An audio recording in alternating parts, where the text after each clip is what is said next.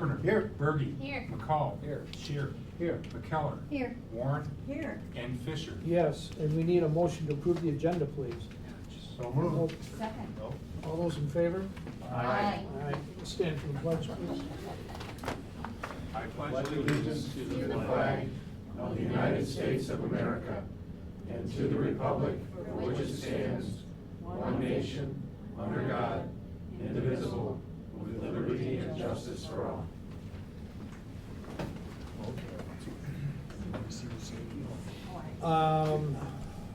Okay, the consent grouping, there are two sets of minutes, August 5, well, 3, I guess, because we had the closed meeting on August 5, and then we had the special meeting on August 21st. Are there any additions or corrections that anyone wants? I thought I only had one. That Work was the that out with close. Renee after. We just had one on the closed session that was in the packet. Yeah, that's what I meant. Yeah, Oh. you were Oh, right. the no- You were I minutes right. thought you mean? he referred to two, and I thought it was supposed to be Gotcha. one. Well, we had two, the minutes though, from the, Yeah, the other meeting. the 3 sets of minutes, but one meeting, one gathering. I should say. Okay, I'll take that as no. Go ahead, Stephanie. Okay, first up, we have the monthly accounts payable check summary. This is for the month of August, ending August 31, 2014. Checks numbered 160,415 through 160,672. And the amount for the month is $977,898.64. Moving on to the revenue and expenditure report. Within general education, we have revenue collected to budget at 23%, expenditures at 26%. Looking at special education, we are at 11% collection and 15% expended.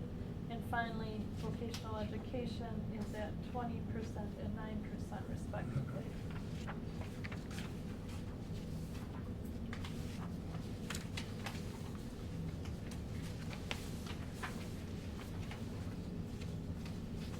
You want to move on? I guess there are no Okay. questions.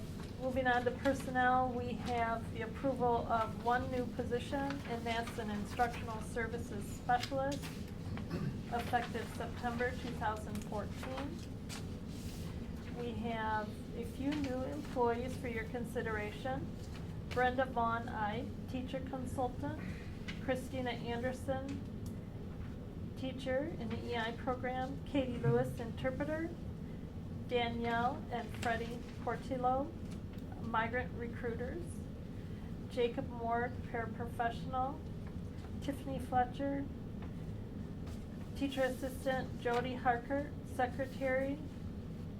Justin Nordhook, Beaver Island teacher. Virginia Wilk, Beaver Island teacher. And finally, Rachel White, teacher consultant. Employee resignations. Christine Robertson, service area director, and that was effective August 18th. Patricia Bannon, teacher assistant, and she is retiring after 39 years with us. It's pretty awesome. Bethany Schroeder, teacher assistant. Bruce Rupert, teacher assistant. Greg Meyer, teacher assistant, and finally Ryan Walsh, teacher assistant. We have 2 employee transfers for your consideration. Jacob Sedgwick, he would be moving from teacher assistant to a teacher at Oak Park. And then Jessica Horan, she would be moving from a teacher consultant position into a service area director position. Should I move on to travel? Questions thus far? Yep, go ahead. Okay, out-of-state travel requests, these all have to do with the IB grant. As you know, it flows through us. We've got TCAPS employees that would like to attend the following conferences. Dan Tysworth and Jessica Hale would be going to the IBMYP Category 1 Leadership Conference in Los Angeles, California, and that's October 17th through 20. Danielle Frick would be going to the IBPYP conference, and that is in Indianapolis, Indiana, October 4th through the 6th.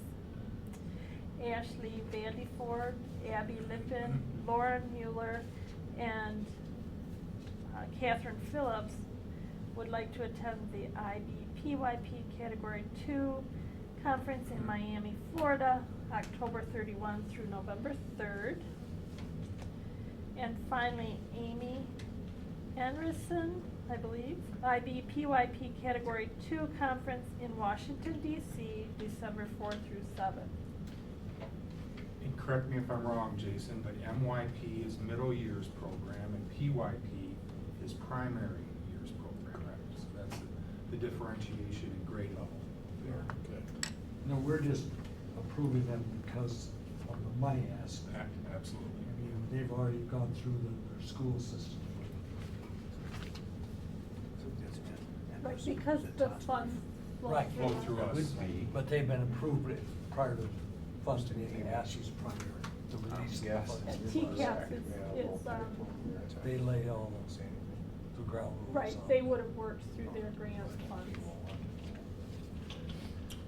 Okay, any questions? Need a motion? I'd make a motion. Thank you. Consent agenda. Second. Further discussion? Go ahead. Carpenter. Yes. Birdie. Yes. McCall. Yes. Shear. Yes. McKellar. Yes. Warren. Yes. And Fisher. Yes. Go ahead. All right, good evening, everybody. Great to see everybody. And hope you enjoyed a great Labor Day. Had a restful time. We're off and rolling. We had our opening day last Wednesday, and it was, in my opinion, extremely successful. Had a really good buzz in the room. People were excited. A lot of smiling faces. We got a lot of photos. A lot of good things going on. It was great to catch up on some stories of travel, that people traveled over the summer and were able to spend some time with family and friends. But we're off and rolling. We had a strong 2 days of development on Wednesday and Thursday in departmental meetings. So that was helpful in preparing for today. Today, our special education students and our center-based programs officially started. Very cool to see students out on the playground. It's been a while, so that's always refreshing to see students out there. And then tomorrow, our Career Tech Center students will start with their first day.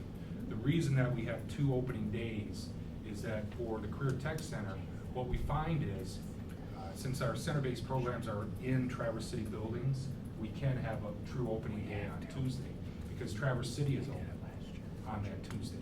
But for our Career Tech Center students, we have half that have an opening day of Tuesday and half that have an opening day of Wednesday. And what we found is we're actually having 2 opening days, and that was decreasing efficiency. So it's worked out well. We've been doing that about 3 or 4 years, and it gives our staff another day of development today over at the Career Tech Center. So thanks to Rachel and Jim Shear for attending.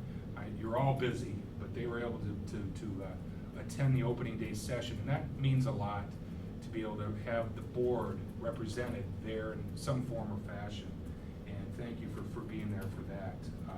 But it was a very successful opening day.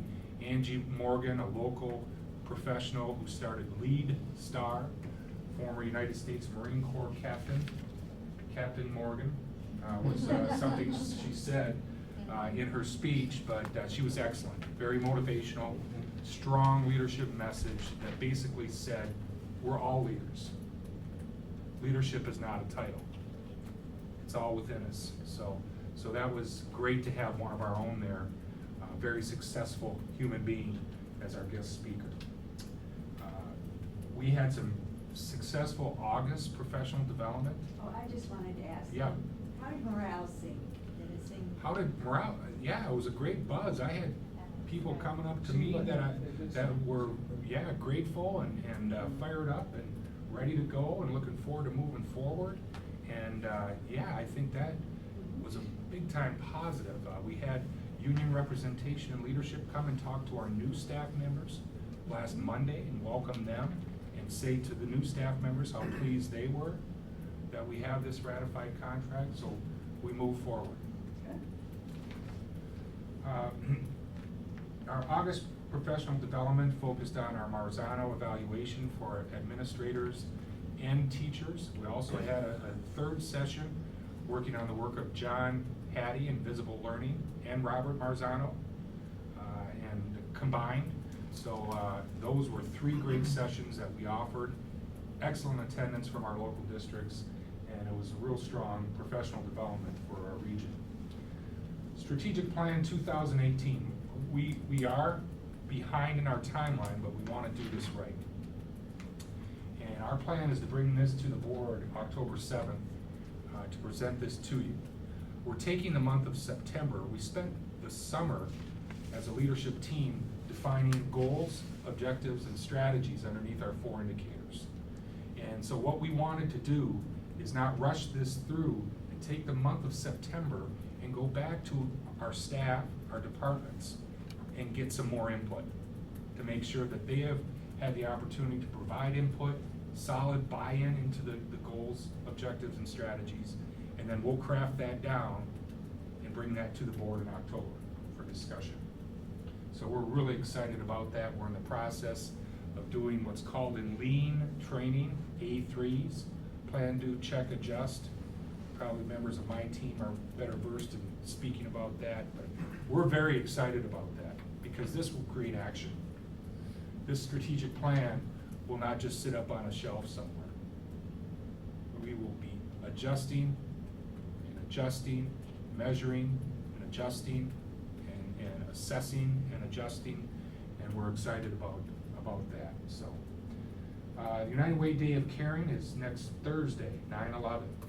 Once again, as you can see from the pictures up here, TBA will have a volunteer team heading out to support the United Way. And do we have our job yet, Renee? It's the outdoor landscaping activity. Great, excellent, thank you. So we're looking forward to that. We're off to a great start. We're going to have a great year, and yeah, things are very positive, and we're excited about that. So everything seems to be going very well. Thank you.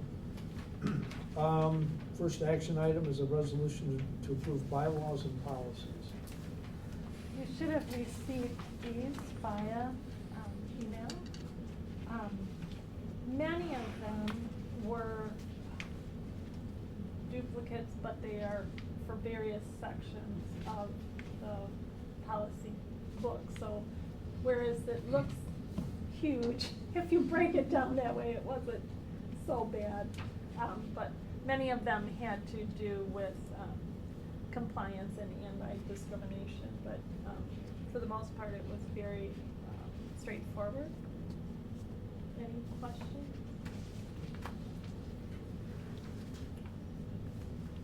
So moved.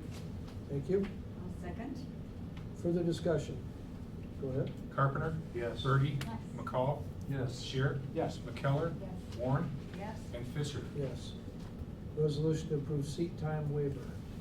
Seat time waiver resolution is identical to the one that you all supported last year, except for the date's different. It says 2014.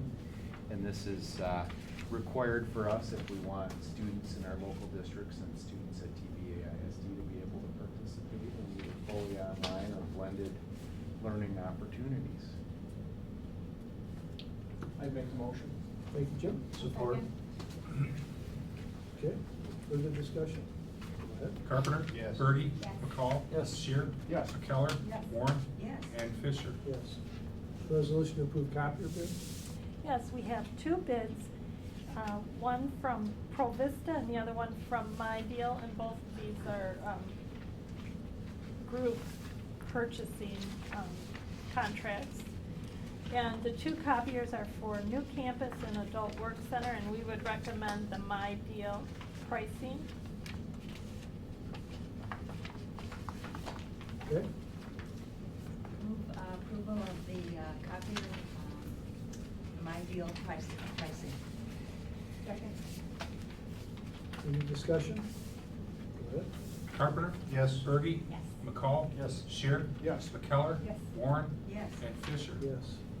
Resolution to approve contract with Seeds Youth Conservation. Yeah, this is a contract to develop a school year apprenticeship program for some of our Career Tech Center students within building trades, agri-science, and/or the culinary arts program with the Seeds Youth Conservation Corps. The amount would be estimated at $25,000. And Rachel called and had a great question for me, I appreciate that. And what is, very supportive of Seeds, what is the $25,000 going for? And my response was for their general fund type programming, support for staff, supplies. They're Recruiting. gassing they're transporting students out to locations outside the region for those expenses. Are we trying to develop leaders, supervisors from our program to lead these kids in this, during the summer or something? Is that? Well, we do have some of our program paraprofessionals do work for Seeds during the summer. I Okay. guess that's been an ancillary benefit of the relationship, but it's not the purpose of the contract. And the purpose of the contract is so that they can provide staff, as Mike said, so students can have those experiences, supplements Oh, what okay. they're doing during the school day in their program. They actually get a chance to get paid in some cases, and what's really neat at the end is if the students do well, they get an educational voucher for continuing their education after high school, so it's a really nice win-win for everybody.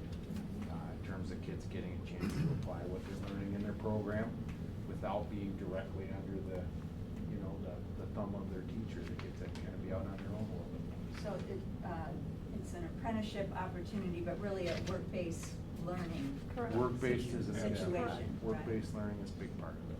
Weren't they defunded, those live seeds programs?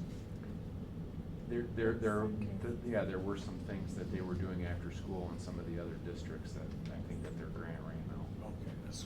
And funding shifted from high school to middle school on some of the dollars that they received.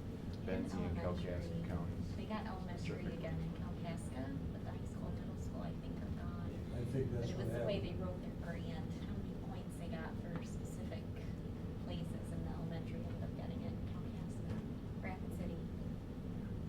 I understand how building trades and how the agri-science ties in with Seeds, but how does culinary?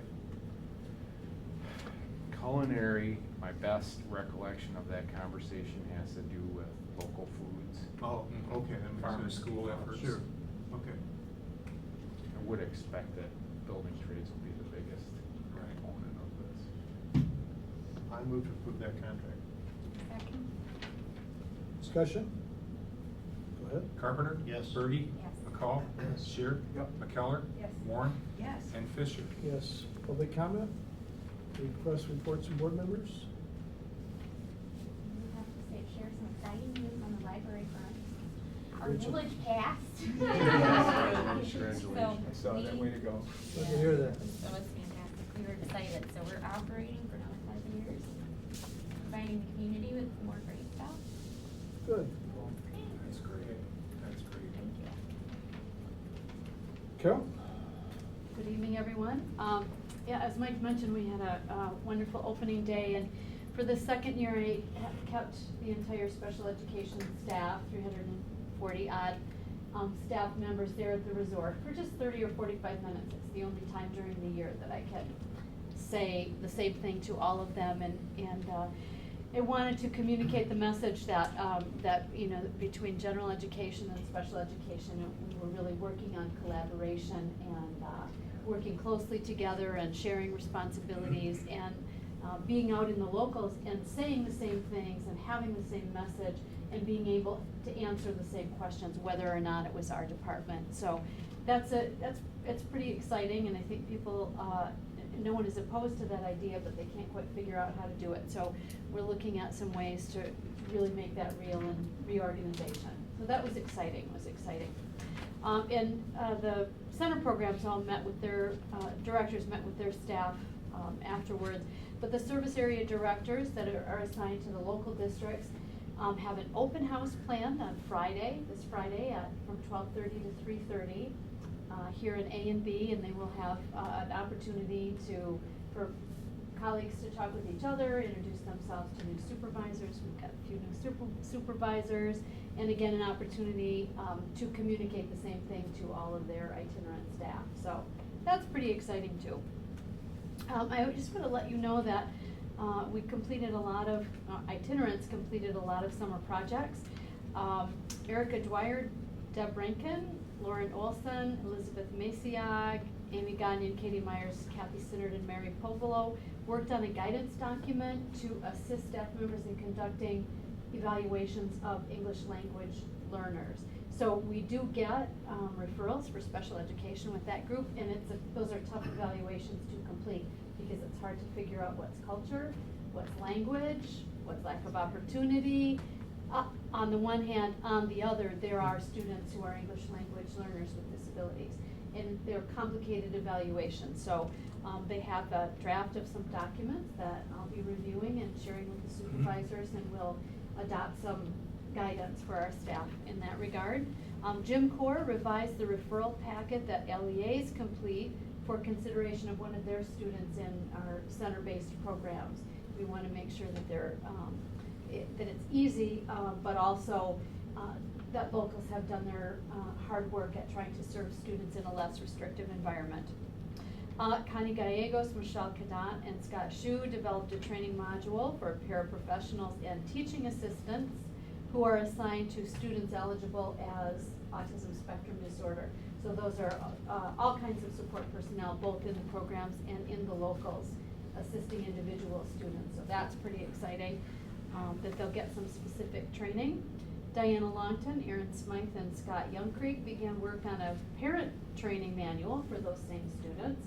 So they have just started that work over the summer. Ben Laird, Robin Jones, Terry Moss, John Sandula, along with their supervisors Deb Nelson and Marty Ann Guinea, worked on learning goals and scales, one of the elements in the Marzano model, for the ACE transition curricula.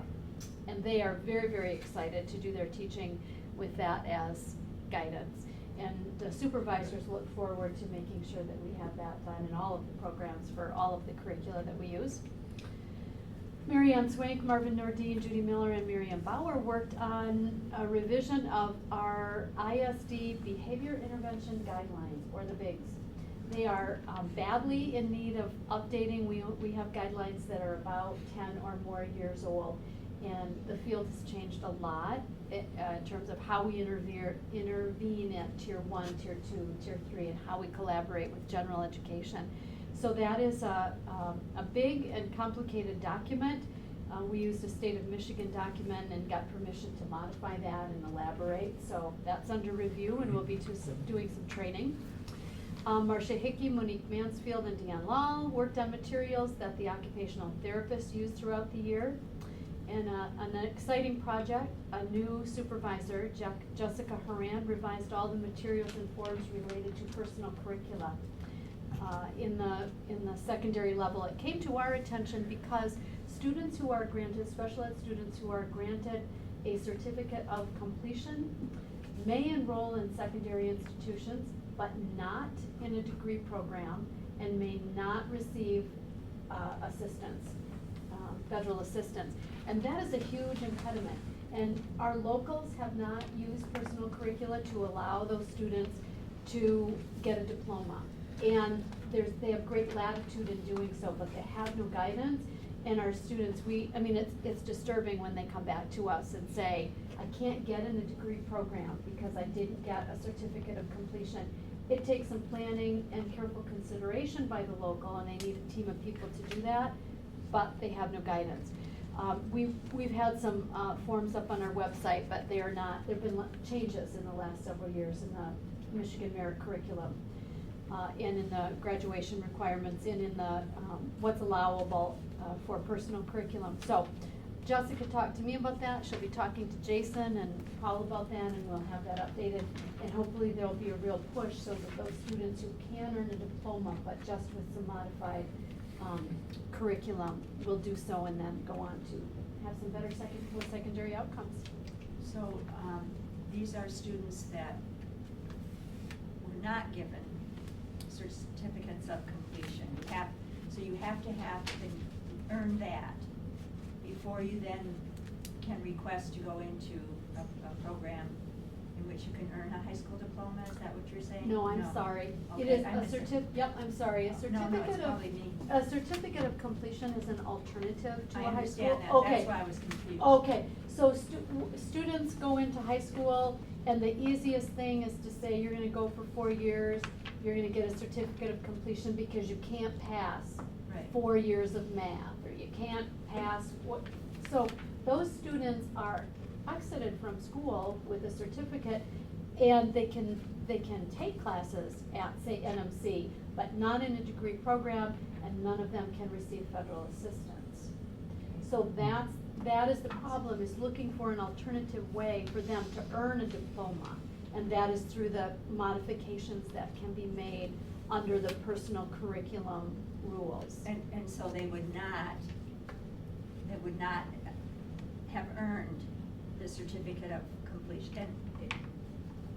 No, they do earn it, but it's not good enough to get them No, I in. understand that. Oh, I'm sorry. So, I know for students that earn that, Mm-hmm, you know, their Yep. future is limited. I Yes. mean, that's it, Right. in terms of further education. no, So if a student, if it's been determined that there's no way that student's going to has the capacity to earn a high school diploma, is what you're saying is that maybe the staff at the school has not looked at or is not familiar with this personal curriculum option? Correct. That's what you're saying? That's Okay. absolutely correct. And so what you'd like to do is shore that up and do some training, so instead of just the certificate of completion, a fait accompli, you know, that they'll take a look at this and actually correct. provide that as an option. Correct. And Jason Okay. leads the secondary principals, and they have asked, and I think Jessica is on your agenda. She is. Yes. It really, the problem is really highlighted in Kent County. She's a Buckley girl. She is. Yeah. Okay. Kent County ISD recently had a complaint over this issue, that a student was not given fair opportunity because the student earned a certificate of completion. And after it was all said and done, to prevent another complaint of this nature, Kent County reviewed all 90 students in their area on a certificate of completion and looked at whether or not a personal curriculum could earn them a high school diploma. And now, it is now their practice to use a certificate of completion or a personal curriculum to examine that option before a certificate is ever considered. So it's a pretty critical piece when we look at transition of our students to successful post-secondary outcomes. Do you have a sense of what percentage that might have been on that certificate of completion track will eventually, through the personal curriculum, end up with a high school diploma?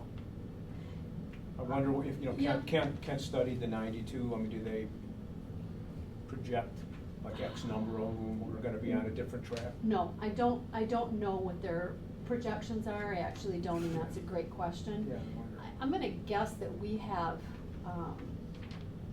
this is just a total guess on my part, that perhaps, 10%, 5 or more percent of high school seniors might be on a certificate of completion track, Okay. and they've never been considered for a diploma. Because It's a great perhaps they thing. can't get through math. So will there be a way to identify students in different schools that are on that track? Oh, yeah. That'll emerge into. Oh, yes, I mean, we could run the database right now I see. and get the list and do that. And there's Stick a, with there's a that. lengthy checklist that staff have to go through in a process that high schools have to have for allowing the personal curriculum. You know, it's not a gift. I mean, it's work that the district has to do for. Yeah, and it's probably a lot of work and. It is. You know, an intervention to. Yes. Individualized work to Mhm. help the student, Mhm. rather than just, Right. you know, we're gonna track them on, the others, so. Right. That's wonderful, I hope. Yes. And and the the principals are supportive of this? Well, they will be when we're done talking. Oh, so you're just approaching Well, they them. wouldn't Right. be. Yeah, well. Right. I mean, Right. I that's think your goal. They are. Exactly. Yeah. They are, and this Right. is a higher standard of rigor, which is everything that we've been talking about for the Right. last several years, so it makes a lot of sense. Mhm. We just need to bring it back to the surface again. Well, And with- provide some assistance. Within the ISD, there's more minds working, figuring how to make this work too. It's not, so it's suddenly not Elcraft is trying to do this alone, or Buckley, or Kingsley. Right. People, Yeah. that makes sense. This is a good place to work. One of our special education results indicators is graduation rate and increasing that for students in special education. And that's what this will do, is increase the graduation rate. And so Jessica Horan from Buckley she was a passionate teacher consultant for us for a year after having taught. And now she brings all that passion to her position as a service area director. I'm pretty excited to have her. Yeah, yeah, yeah.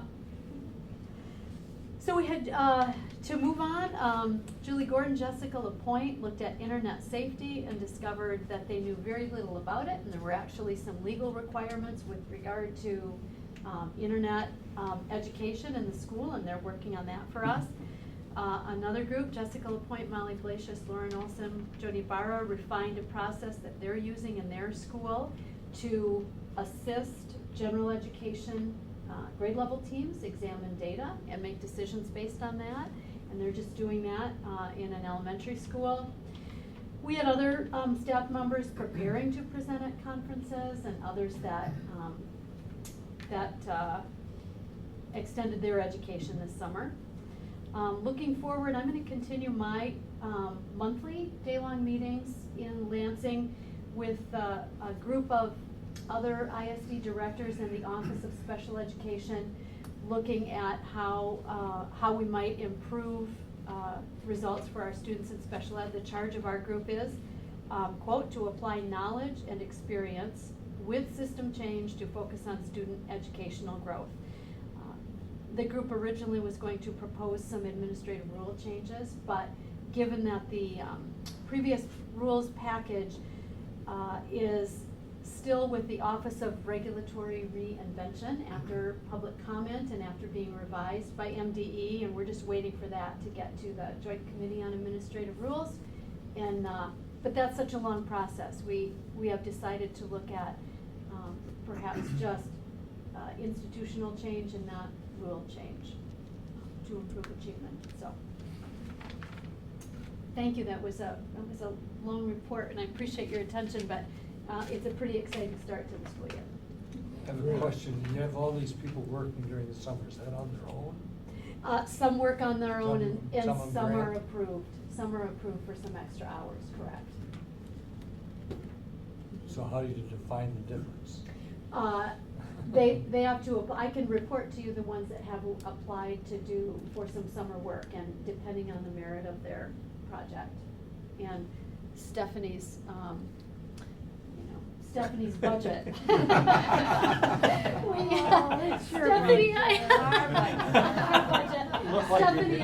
Stephanie and I work 50 or together. 60 people that you Yeah. mentioned. Correct. Are you paying them on an hourly basis? Correct, hourly basis, right? In Stephanie addition just to helps us the make staff sure. that delivered direct Does very services to well. students throughout the summer, that services their IEPs mandated for summer. Thanks, Carol, Thank you, and good luck this year. thank you. Pat? Well, I think some of the PD that we did was touched on. We did work on learning goals and skills with Marzano too. Some of the different PD we did We are required to have a cardiovascular emergency plan this year, so we had all of our teachers and parapros trained in CPR and the use of our AEDs that are in the building. So they now know where all of those are and how to perform those. We also did something a little different this year. Our students are so inundated with testing that we actually tested our staff, including me, this year on the ACT work keys. So we spent an afternoon through all the anxiety that the students go through and sit down taking the time test and seeing how we do. We did it for a couple reasons. One, we really wanted to give a first-hand experience of what that feels like to go through, because I think it gets forgotten. I couldn't believe the anxiety I was going through prior to sitting down and taking it. The number of things that we forget as educators and teachers when proctoring a test that you just expect the students to do, such as forgetting pencils, coming in on time, and doing some of those things. So it was eye-opening in that way, but it was also eye-opening with the actual test that they give now for that ACT work keys, which is employment-based. It's all done off of, all the questions tend to do with locating information.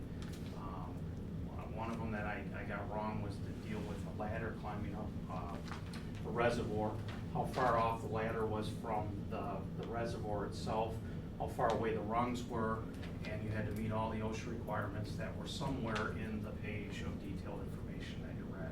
So it was a challenging test, and we received those results today, so they were a little bit eye-opening for everybody, including me. So that was great. Did you take the 3 then? We took all 3, 45 Math and minutes locating apiece. information.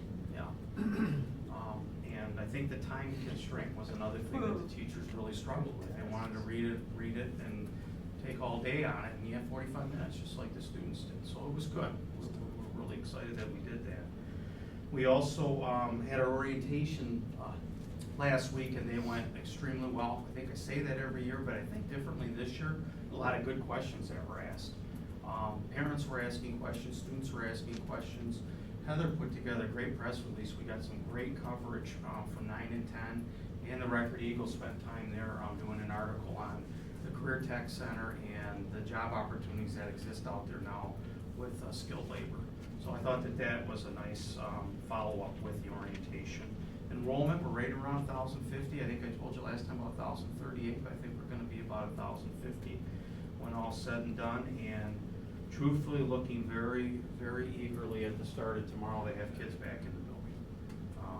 The PD's great and we enjoy doing it, but we want the kids back and they start tomorrow, so we're excited about that. Good luck to you too. Thank you. Jason? Okay, a couple quick things. Carol mentioned the emphasis with her staff kind of on this one team concept rather than departments. And we had new employee training here earlier this month, and that was something that we really tried to bring home when we did that training too. And whether it was Stephanie from HR or Carol with her folks or folks in the tech department, I think everybody really, there was an effort that we all made to make sure that everybody knows that that's the direction that we're trying to go. And this strategic plan that we're gonna get into next month really just fits right in with that. So it is something that we're all pretty excited about.